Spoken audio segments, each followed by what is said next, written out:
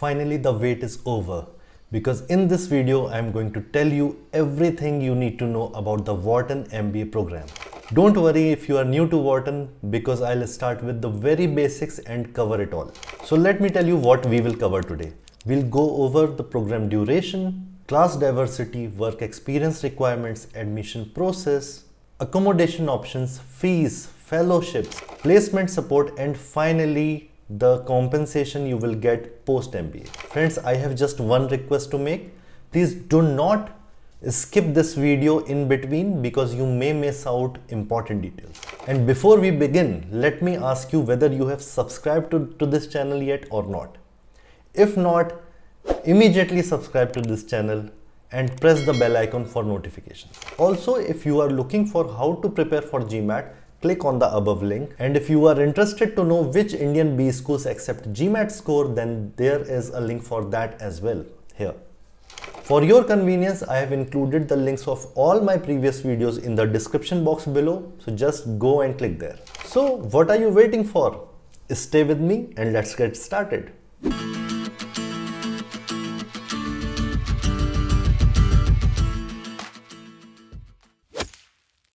Friends, the Wharton MBA is a 20-month program which includes a 3.5-month internship. Although the internship is not mandatory, but students take the benefit of this opportunity to gain real-world experience out of their classroom learnings. Some even use this time to work on their startups. Classes are scheduled Monday to Thursday during regular hours, and exams are scheduled mostly on Fridays. Let me tell you some interesting facts about the class of 2026, which recently started in 2024.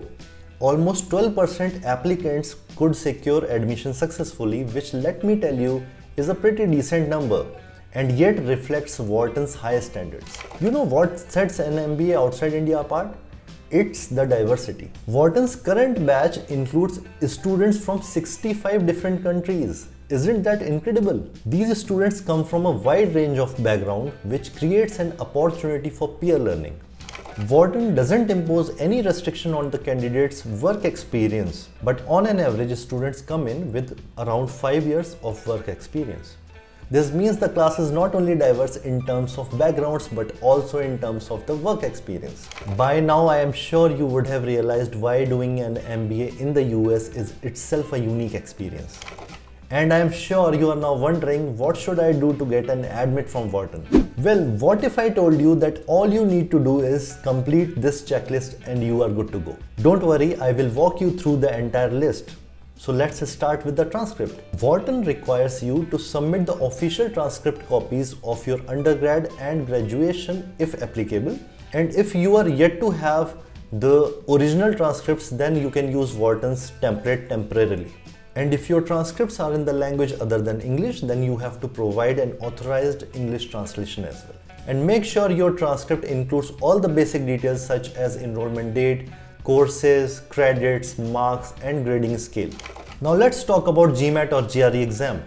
Wharton accepts both GMAT as well as GRE exams, and in both the modes, offline as well as online. You can use the provided codes to submit your scores directly to the Wharton.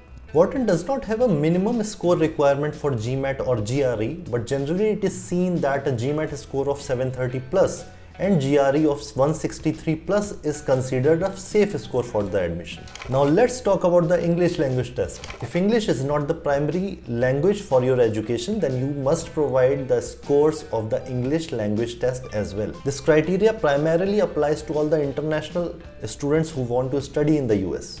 You need to remember that your English language test score should be within 2 years of the application deadline.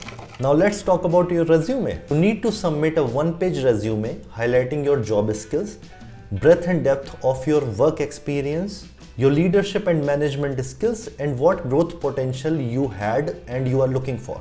Wharton has also provided some valuable tips for your resume, which I highly recommend you to follow. Now there are two critical components left: essays and letter of recommendation. Wharton asks for 2 essays to assess you professionally and personally. So mainly they want to understand how Wharton can help you go in your long-term as well as short-term goals, and how your professional as well as personal experiences can help or add value in its class and community. In addition to the main essays, if there is anything you want to share which cannot be fit into any other section of the application, you can choose the optional essay option, and there you can fill those details. I also suggest you check out my video on ISB in which I have talked in length about how to fill up the application form. The link can be found here, as well as you can find the link in the description box below.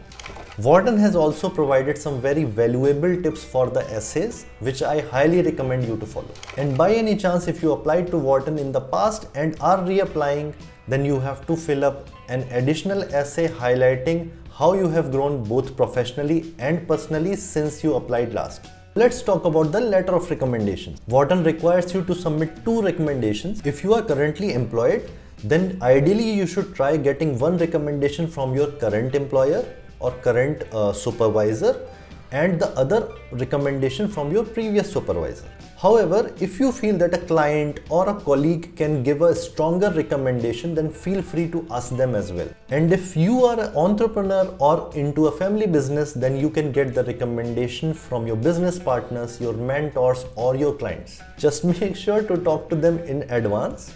You need to give their email IDs while filling the application form, so Wharton can send the emails to them individually, and in those emails Wharton basically asks them about your traits. I also suggest you to check out my video on ISB in which I talked in length about how to fill the letter of recommendations. You can find the link here or in the description box below. And like always, Wharton has provided some valuable tips for filling the letter of recommendations. I highly recommend you to follow them. And one more thing, make sure that your recommenders fill the letter of recommendations before the application deadline. Otherwise, the application will not be complete.